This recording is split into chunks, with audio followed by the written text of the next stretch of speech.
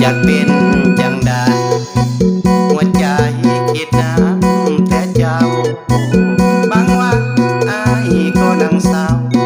คิดฮอดเจ้าแต่ได้คำแพ้สาวบ้า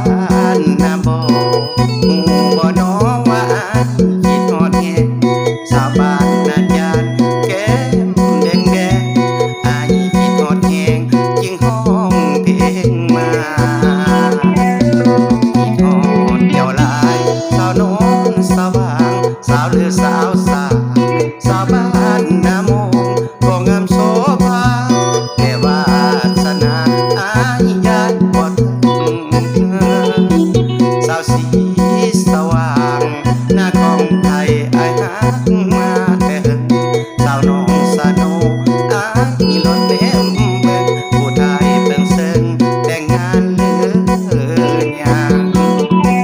สาวสีวิไลมวยขะยองน้องกุ้งเดล่ะเป็นจังใดแต้วแก้วตาอยากพบหน้าเจ้าเด้งามงอนบ้าบ้านห้วยม่วงหากเจ้าเทบ่โลกบ่ร้อนสาวอุ้มน้ำคองงามงอนอยากไปร่วมมอนกับน้องคนดีสาวน้องนกเขียนสำเนียงเสียงหวานจ่อยจ่อยทั้งสาวใหญ่สาวน้อยได้ฟังแล้วยังแม่นมวนหูคิดฮอดหลายเด้